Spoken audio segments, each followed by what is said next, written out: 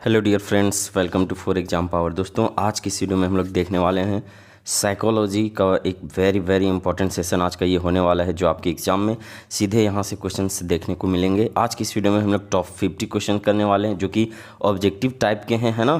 Final exam आप लोगों के बहुत नज़दीक है, इसलिए यहाँ पे जो 100% लड़ने वाले क्वेश्चन जो है वो आपके लिए लाए गए हैं। और अभी आप लोग जितने ज़्यादा क्लासेस कीजिएगा, जितने ज़्यादा अभी आप लोग पढ़िएगा, वही आपके फाइनल एग्जाम 2025 में जो है वो काम आने वाला है ना। इसलिए आप लोग जितने भी वीडियो यहाँ पे प्रोवाइड करवाए जा रहे हैं, आप उसको कंप्लीट जरूर देखिए, ठीक है।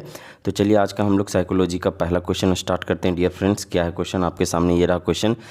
पहला क्वेश्चन है आप लोगों के सामने कि बाह्य आवेदक के प्रति प्रतिक्रिया को कहा जाता है। बाह्य आवेदक के प्रति प्रतिक्रिया को क्या कहा जाता है? ऑप्शन ए में हमारा समायोजन, ऑप्शन बी अनुकूलन, ऑप्शन सी में हमारा बर्नआउट, ऑप्शन डी में है खिंचाव।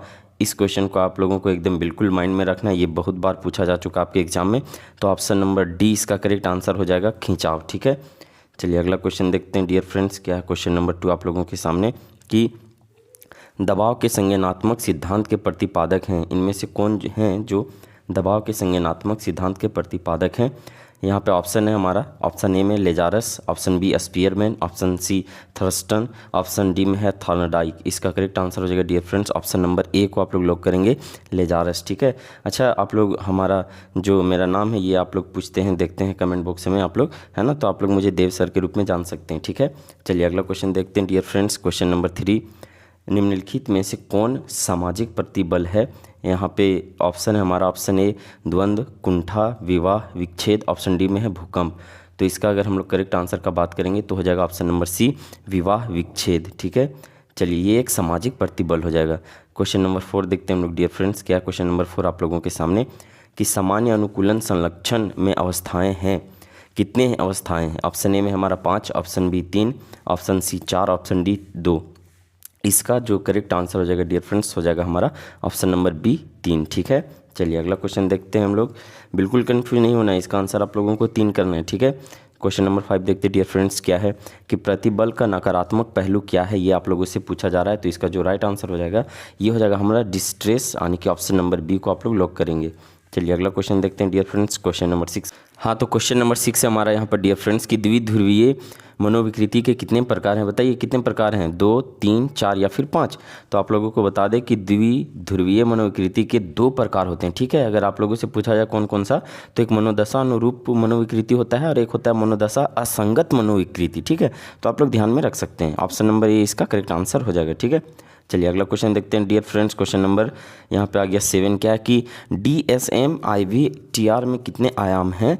तो इसमें अगर हम लोग आयामों का बात करें तो 5 आयाम होते हैं इसमें, यानी कि ऑप्शन नंबर ए को आप लोग लॉक करेंगे और आगे बढ़ेंगे क्वेश्चन नंबर 8 की ओर। क्या है क्वेश्चन नंबर 8 डियर फ्रेंड्स कि उत्पीड़न भ्रमाशक्ति एक लक्षण है। तो उत्पीड़न भ्रमाशक्ति किसकी एक लक्षण है? तो काय रूप विकार का, मनोविदलिता का। देखिए ये क्वेश्चन आपके एग्जाम में बहुत बार पूछ चुका है, इसलिए मनोविदलिता जहाँ दिखे आप लोगों को ये इसका करेक्ट आंसर करना है आप लोगों को, ठीक है, मनोविदलता, ठीक है। चलिए अगला क्वेश्चन देखते हैं बच्चों। क्वेश्चन नंबर 9 आप लोगों के सामने ये रहा। क्या क्वेश्चन कि कार्ल रोजर्स द्वारा किस चिकित्सा का प्रतिपादन हुआ? तो अगर कार्ल रोजर्स द्वारा हम लोग बात करें कि किस चिकित्सा का प्रतिपादन किया गया, तो इसका करेक्ट आंसर हो जाएगा dear friends option number C हो जाएगा हमारा, क्लाइंट केंद्रित चिकित्सा, ठीक है। ऑप्शन नंबर सी को आप लोग यहाँ पे लॉक करेंगे, है ना। चलिए क्वेश्चन नंबर 10 देखते हैं हम लोग। क्या है क्वेश्चन नंबर 10 आप लोगों के सामने कि व्यवहार चिकित्सा किस सिद्धांत पर आधारित है? तो व्यवहार चिकित्सा जो है बाबू ये अधिगम के सिद्धांत पर आधारित है। ऑप्शन नंबर ए को आप लोग लॉक करेंगे, ठीक है। चलिए अगला क्वेश्चन देखते हैं हम लोग। क्वेश्चन नंबर 11 आप लोगों के सामने ये रहा कि श्वसन अभ्यास को योग में क्या कहा जाता है? देखिए इसका आंसर आप लोग तो कमेंट बॉक्स में बताएंगे। विभिन्न जगहों पर इसका नाम आप लोग सुने होंगे कि श्वसन अभ्यास के लिए जो है वो कौन सा योग जो है वो सबसे ज़्यादा उपयोगी होता है? बताइए, ध्यान, आसन, प्राणायाम या फिर इनमें से कोई नहीं? इसका कमेंट बॉक्स में आप लोग हमें आंसर करके बताएंगे। एक ऑप्शन हटा देते हैं यहाँ पे, ऑप्शन नंबर बी, ठीक। अब आप लोग हमें इसका राइट आंसर कमेंट बॉक्स में जरूर बताएंगे, ठीक है। चलिए अगला क्वेश्चन देखते हैं हम लोग बच्चों। क्वेश्चन नंबर 12 यहाँ ये रहा आप लोगों के सामने। क्या है क्वेश्चन कि क्रमबद्ध असंवेदीकरण किस चिकित्सा विधि में उपयोग किया जाता है? बताइए, तो ये जो मेथड है बाबू ये किस में उपयोग किया जाता है? ये व्यवहार चिकित्सा में, यानी कि ऑप्शन नंबर ए को आप लोग लॉक करेंगे, ठीक है। चलिए अगला क्वेश्चन देखते हैं डियर फ्रेंड्स। क्वेश्चन नंबर 13 ये रहा आप लोगों के सामने। क्या बोल रहा है क्वेश्चन यहाँ पर कि मनोचिकित्सा का उद्देश्य क्या है? ये आप लोगों से पूछा जा रहा है। तो मनोचिकित्सा का उद्देश्य क्या है बाबू? तो ये ऑप्शन हम लोग एक बार देख लेते हैं, ठीक है। ऑप्शन ए में है कि रचनात्मक समायोजन, ऑप्शन बी विध्वंसात्मक समायोजन, ऑप्शन सी में हमारा जीवन शैली के सुधार में सहायता करना। तो देखिए इसका जो करेक्ट आंसर हो जाएगा 13 का, ये हो जाएगा हमारा ये रचनात्मक समायोजन और जीवन शैली के सुधार में सहायता करना, यानी कि ऑप्शन ए और सी दोनों सही हैं। ऑप्शन नंबर डी हमारा करेक्ट आंसर यहाँ पे हो जाएगा, ठीक है। चलिए क्वेश्चन नंबर 14 देखते हैं डियर फ्रेंड्स। क्या क्वेश्चन नंबर 14 हमारा यहाँ पर कि उद्बोधक चिकित्सा को स्थापित किया, है ना। उद्बोधक चिकित्सा का जो है वो किसने स्थापित किया है, तो इसका करेक्ट आंसर हो जाएगा हमारा 14 का ऑप्शन नंबर बी, विक्टर ई फ्रेंकल ने, ठीक है। चलिए अगला क्वेश्चन हम लोग देखते हैं। क्वेश्चन नंबर 15 आप लोगों के सामने ये रहा। क्या क्वेश्चन कि समूह संघर्ष का कारण कौन नहीं है, ये पूछा जा रहा है आप लोगों से, ठीक है। समूह संघर्ष का इनमें से कौन सा है जो कारण नहीं है। ऑप्शन देख लेते हैं एक बार हम लोग। ऑप्शन ए में है संचार की कमी, ऑप्शन बी सापेक्ष वंचन, ऑप्शन सी पुरस्कार संरचना, ऑप्शन डी इनमें से सभी। तो इसका राइट आंसर हो जाएगा हमारा ऑप्शन नंबर सी, पुरस्कार संरचना। चलिए अगला क्वेश्चन हम लोग देखते हैं। क्वेश्चन नंबर आ गया आप लोगों के सामने 16 नंबर। क्या क्वेश्चन नेक्स्ट क्वेश्चन में कि निम्नांकित में से कौन आक्रामकता का कारण नहीं है, आक्रामकता का कारण कौन नहीं है, ये आप लोगों से पूछा जा रहा है। यहाँ पे कुंठा, बच्चों का पालन पोषण, मॉडलिंग या फिर व्यवहार परक औषध। इसका राइट आंसर हो जाएगा 16 का हमारा ऑप्शन नंबर डी, व्यवहार परक औषध, ठीक है। चलिए अगला क्वेश्चन हम लोग देखते हैं। क्वेश्चन नंबर 17 ये आप लोगों के सामने। क्या बच्चों कि भूकंप किस श्रेणी से संबंधित है, ये आप लोगों से पूछा जा रहा है कि भूकंप जो है वो किस श्रेणी से संबंधित है। इसका आंसर आप लोग नहीं कर पाएंगे, बिल्कुल कर पाएंगे। ऑप्शन ए में है हमारा परिवार, ऑप्शन बी राजनीतिक, ऑप्शन सी प्राकृतिक, ऑप्शन डी में है धार्मिक। इसका करेक्ट आंसर का बात करेंगे तो कौन सा हो जाएगा, आप लोग सभी जानते हैं ऑप्शन नंबर सी, प्राकृतिक, ठीक है। चलिए अगला क्वेश्चन देखते हैं डियर फ्रेंड्स। क्वेश्चन नंबर 18 ये रहा आप लोगों के सामने। क्या क्वेश्चन कि निम्न में से कौन प्राथमिक, एक सेकेंड, हाँ, निम्न में से कौन प्राथमिक समूह का उदाहरण है, ये आप लोगों से पूछा जा रहा है। बताइए प्राथमिक समूह का उदाहरण इनमें से कौन सा हो जाएगा, तो हो जाएगा हमारा यहाँ पर सामाजिक, ठीक है। ऑप्शन नंबर ए को आप लोग लॉक करेंगे। चलिए अगला क्वेश्चन देखते हैं हम लोग। क्वेश्चन नंबर 19 क्या है आप लोगों के सामने ये रहा क्वेश्चन कि किसने समूह का वर्गीकरण प्राथमिक समूह तथा द्वितीयक समूह में किया। बताइए मैकआवर, आलपोर्ट, WG समनर या फिर चार्ल्स कुल्ले। ये बहुत इंपॉर्टेंट क्वेश्चन है, आप लोग ध्यान देंगे बिल्कुल। ऑप्शन नंबर डी इसका करेक्ट आंसर हो जाएगा, चार्ल्स कुल्ले, ठीक है। चलिए अगला क्वेश्चन देखते हैं बच्चों। क्वेश्चन नंबर 20 ये रहा आप लोगों के सामने। क्या है क्वेश्चन हमारा कि एक संदर्भ समूह के लिए सर्वाधिक वांछित अवस्था क्या है। चलिए एक बार ऑप्शन देख लेते हैं हम लोग। ऑप्शन ए में है समूह का आकार, ऑप्शन बी में समूह का प्रभाव, ऑप्शन सी समूह की सदस्यता, ऑप्शन डी में समूह के साथ संबद्धता। बताइए इसका आंसर कौन सा हो जाएगा, बताइए जल्दी से। तो इसका अगर हम लोग करेक्ट आंसर का बात करेंगे 20 का, तो ऑप्शन नंबर बी हो जाएगा बच्चों, समूह का प्रभाव, ठीक है। चलिए अगला क्वेश्चन देखते हैं। क्वेश्चन नंबर 21 ये रहा आप लोगों के सामने। क्या है, बहुत इंपॉर्टेंट क्वेश्चन है, आपके एग्जाम में बार बार ये क्वेश्चन पूछा जाता है, ठीक है। कि ध्वनि प्रदूषण का मापन क्या है। बताइए ध्वनि प्रदूषण का अगर मापन का हम लोग बात करेंगे तो ये हो जाएगा डेसिबल, ठीक है। ऑप्शन नंबर सी को आप लोग लॉक करते हुए आगे बढ़ेंगे क्वेश्चन नंबर 22 की ओर। कि वायरस क्या है, वायरस क्या, बताइए पैथोजेंस, एंटीजेंस या एंटीबॉडीज़ या इनमें से कोई नहीं। तो इसका करेक्ट आंसर हो जाएगा एंटीजेंस है। ऑप्शन नंबर बी को आप लोग लॉक करेंगे, ठीक है। चलिए अगला क्वेश्चन देखते हैं हम लोग। क्वेश्चन नंबर 23 क्या है बाबू कि कैनन किस क्षेत्र से संबंधित है। बहुत इंपॉर्टेंट क्वेश्चन कि कैनन जो है वो किस क्षेत्र से संबंधित है। तो ये बाबू संवेग के क्षेत्र से मतलब जो है वो संबंधित है। ऑप्शन नंबर सी को आप लोग यहाँ पे करेक्ट करेंगे। चलिए अगला क्वेश्चन देखते हैं। क्वेश्चन नंबर 24 ये रहा आप लोगों के सामने। क्या क्वेश्चन कि निम्नलिखित में से कौन जो है वो बुलिमिया विकार है। बुलिमिया विकार कौन सा है, ये आप लोगों से पूछा जा रहा है। ऑप्शन देख लेते हैं एक बार। ऑप्शन ए में है भोजन विकार, ऑप्शन बी नैतिक विकार, ऑप्शन सी भावात्मक विकार, ऑप्शन डी में हमारा चरित्र विकार। तो इसका राइट आंसर हो जाएगा dear friends, option number A हो जाएगा हमारा भोजन विकार को आप लोग लॉक करेंगे, ठीक है। चलिए क्वेश्चन नंबर यहाँ पर आ गया आप लोगों के सामने। क्वेश्चन नंबर 25 है। क्या है कि सामान्य, असामान्य तथा श्रेष्ठ में केवल अंतर होता है। किस चीज़ का अंतर होता है, मात्रा का, दूरी का, क्रम का, समय का। तो इसका जो राइट आंसर हो जाएगा इसका हो जाएगा हमारा ऑप्शन नंबर ए, मात्रा का, ठीक है। ये दूरी का तो होगा नहीं, समय का भी नहीं होगा, तो इसलिए आप लोग ध्यान देंगे मात्रा का होगा। चलिए अगला क्वेश्चन देखते हैं हम लोग। क्वेश्चन नंबर 26 आप लोगों के सामने है। क्या है क्वेश्चन कि डाउन संलक्षण एक प्रकार का रोग है। तो जो डाउन संलक्षण ये रोग है बाबू, ये एक प्रकार का मानसिक दुर्बलता है, ठीक है। यानी कि ऑप्शन नंबर डी को आप लोग लॉक करेंगे, मानसिक दुर्बलता। चलिए अगला क्वेश्चन देखते हैं हम लोग। क्वेश्चन नंबर 27 क्या है कि काय रूप विकार संबंधित है। तो काय रूप विकार जो है ये संबंधित है शारीरिक समस्या से, ठीक है। आप लोग ध्यान रखेंगे बिल्कुल, काय रूप विकार किससे संबंधित है, तो शारीरिक समस्या से। ऑप्शन नंबर ए को आप लोग लॉक करेंगे। और चलिए क्वेश्चन नंबर 28 की ओर हम लोग आ गए हैं। क्या है क्वेश्चन आप लोगों के सामने कि चिंता विकृति को विकृति की किस श्रेणी में रखा जाता है। तो अगर चिंता विकृति को हम लोग बात करें तो इसको रखा जाएगा मनस्नायु विकृति में, ठीक है। ऑप्शन नंबर बी यहाँ पे करेक्ट आंसर हो जाएगा, ठीक है। चलिए क्वेश्चन नंबर देखते हैं हम लोग 29 क्या है। क्वेश्चन नंबर 29 आप लोगों के सामने रहा कि बुद्धि लब्धि के संप्रत्यय का प्रतिपादन किसने किया। तो बुद्धि लब्धि के संप्रत्यय का प्रतिपादन जो है वो किसने किया है, तो ऑप्शन नंबर बी को आप लोग लॉक करेंगे, स्टर्न, ठीक है। चलिए ये बहुत ही इंपॉर्टेंट क्वेश्चन है और ये कन्फ्यूजिंग वाला क्वेश्चन भी है, ठीक है। तो आप लोग बिल्कुल ऑप्शन नंबर बी को लॉक करेंगे, स्टर्न। चलिए अगला क्वेश्चन देखते हैं। क्वेश्चन नंबर 30 आप लोगों के सामने ये रहा डियर फ्रेंड्स। क्या क्वेश्चन कि किसने बुद्धि का सार्वभौम क्षमता कहा है। किसने जो है वो बुद्धि को सार्वभौम क्षमता कहा है। तो ये इसका राइट आंसर वेस्लर हो जाएगा। ऑप्शन नंबर ए यहाँ पे करेक्ट आंसर है, ठीक है। चलिए क्वेश्चन नंबर 31 देखते हैं डियर फ्रेंड्स। क्या क्वेश्चन नंबर 31 हमारा कि बुद्धि के एक कारक सिद्धांत का प्रतिपादक निम्न में से कौन है। बुद्धि के एक कारक सिद्धांत के प्रतिपादक निम्न में से कौन है। चलिए इसका आंसर आप लोग हमें कमेंट बॉक्स में बताएंगे। ऑप्शन ए में हमारा Alfred Binet, option B Charles Spearman, option C में हमारा थॉर्नडाइक और ऑप्शन डी में है इनमें से कोई नहीं। चलिए हम एक यहाँ पे हटा दे रहे हैं, ये डी नहीं होगा, ठीक है। चलिए ऑप्शन नंबर सी को भी हटा दे रहे हैं। ऑप्शन ए और बी में एक करेक्ट आंसर है, ये आप लोग हमें कमेंट बॉक्स में ज़रूर से ज़रूर बताएंगे, ठीक है। बहुत इंपॉर्टेंट क्वेश्चन है बाबू। चलिए क्वेश्चन नंबर 32 देखते हैं हम लोग क्या है। हाँ तो क्वेश्चन नंबर यहाँ पर हमारा 32 है बाबू। क्या है कि जिन व्यक्तियों की बुद्धि लब्धि 80 से 89 यानी कि 80 से 90 के बीच में होती है उन्हें कहते हैं। तो देखिए ये प्रतिभाशाली तो बिल्कुल नहीं होगा, ठीक है। मूढ़ बुद्धि भी नहीं होगा, ठीक है। उसके बाद यहाँ बच्चा सामान्य या फिर इसको आप लोग बोल सकते हैं औसत।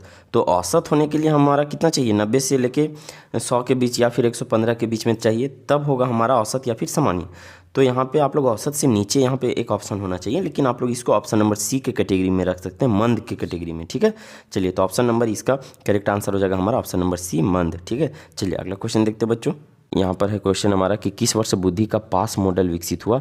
तो आप लोगों को बिल्कुल ध्यान में रखना है कि पास मॉडल में किरवी जी का भी नाम आता है, और जहाँ किरवी जी का नाम आएगा आप लोग 1994 यहाँ पे आंसर करेंगे, यानी कि ऑप्शन नंबर बी यहाँ पे करेक्ट आंसर हो जाएगा, ठीक है।